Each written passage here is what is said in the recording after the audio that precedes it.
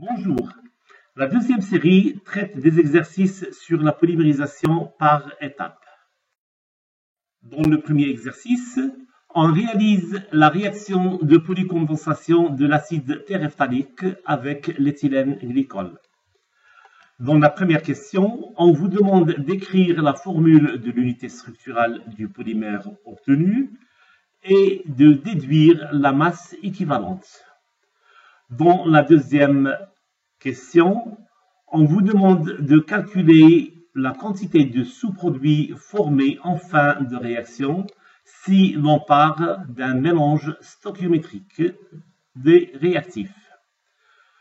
Enfin, on nous demande de calculer la masse moléculaire moyenne du polyéthylène terephthalate pour un degré de conversion de 95 et 98%. D'un diacide avec un diol donne un polyester. Dans notre cas, on obtient le polyéthylène terephthalate de structure chimique suivante. La masse de l'unité structurale est 192 g par mol. Cette unité structurale est composée de deux unités monomères. La masse équivalente sera égale à la moitié de la masse de l'unité structurale, soit une masse égale à 96 g par mol. Ici, on parle d'un mélange de réactifs en quantité stoichiométrique. On aura en fin de réaction une seule chaîne polymère avec une fonction acide et une fonction alcool en extrémité. Dans notre cas, I molécules d'acide apporte deux I fonctions acides, puisque l'acide téréphthalique comporte deux fonctions acides. De même, I molécules de diol apporte deux I fonctions alcool. Puisqu'il reste en extrémité de chaîne une fonction acide et une fonction alcool, ceci veut dire que 2I-1 fonction acide ont réagi avec 2I-1 fonction alcool pour donner 2I-1 molécule d'eau, qui est le sous-produit de la réaction. Pour déterminer la masse moléculaire des polymères obtenus, on doit d'abord déterminer leur degré de polymérisation grâce à l'équation de Carothers qui relie le dPn au taux de conversion. Pour un taux de conversion de 0,95, le dPn est égal à 20, alors que pour un taux de conversion de 0,99, le dPn est égal à 50. La masse moléculaire est liée au dPn par la relation Mn est égal à M0 qui multiplie dPn. M0 est la masse de l'unité équivalente égale à 96 g par mol. Dans le premier cas, la masse moléculaire sera égale à 1920 g par mol et dans le second cas, la masse molaire sera égale à 4800 g par mol. Dans le deuxième exercice, on polymérise une mol d'acide 11 amino-undécanoïque à 220 degrés Celsius sous courant d'azote. Au bout d'un certain temps, on arrête la réaction et on note une perte de poids de 17,5 g. On nous demande de calculer la masse molaire moyenne en nombre du polymère obtenu. Amino 11 undécanoïque est un aminoacide qui comporte une fonction acide et une fonction amine et qui peut s'autocondenser sur lui-même pour donner un polyamide de structure chimique suivante et qu'on appelle également nylon 11. Dans ce cas, l'aminoacide apporte N molécules acides et N molécules amines. Et puisqu'il reste en extrémité de chaîne une fonction acide et une fonction amine, car N-1 molécules d'acide vont réagir avec N-1 molécules d'amine pour donner N-1 molécules de H2O. La réaction est ici équilibrée. On travaille sous courant d'azote pour éliminer l'eau formée pour déplacer l'équilibre dans le sens de la formation du polyamide.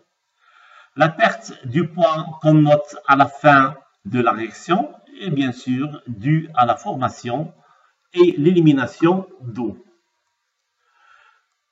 Une perte de 17,5 g correspond à l'élimination de 17,5 sur 18 mol d'eau, qui correspond à la réaction de 2 qui multiplie 17,5 sur 18, équivalent amine et acide.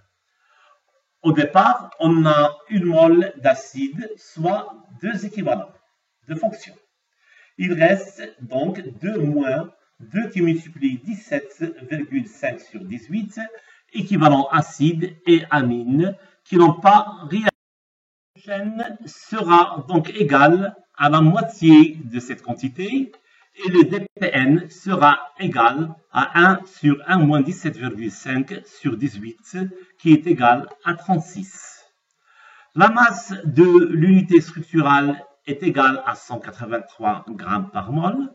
Dans notre cas, nous avons un monomère qui porte les deux fonctions, donc l'unité équivalente est constituée d'un seul monomère, donc la masse de l'unité équivalente est égale à la masse de l'unité structurale.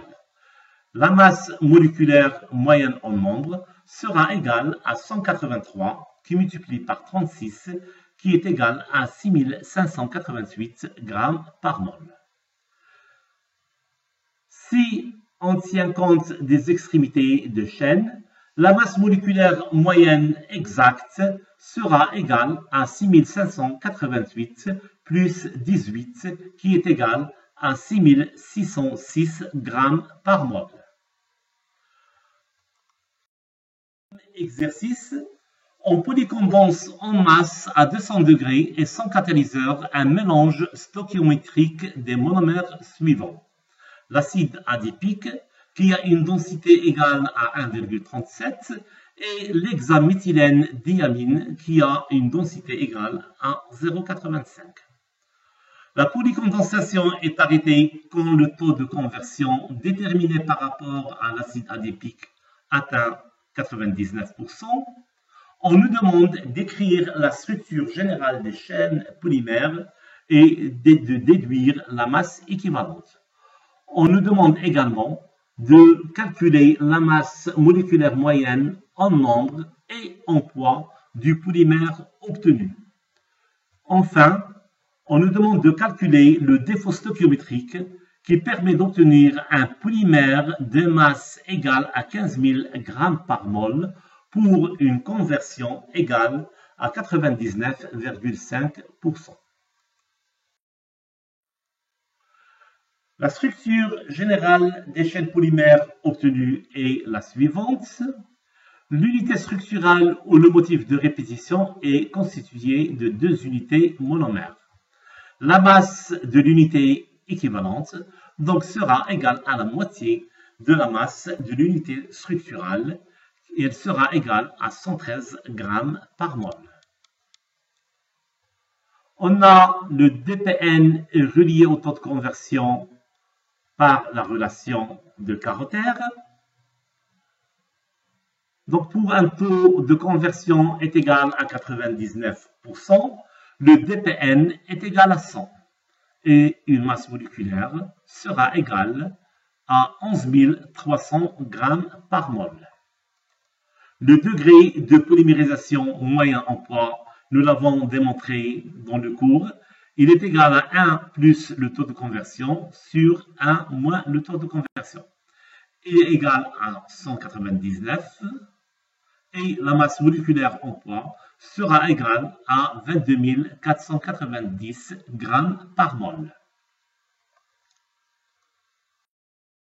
déterminer le défaut stoichiométrique qui permet d'obtenir un polymère de masse moléculaire égale à 15 000 g par mol, on utilise l'équation de Flory qui relie le dPn au rapport R des deux réactifs et au taux de conversion.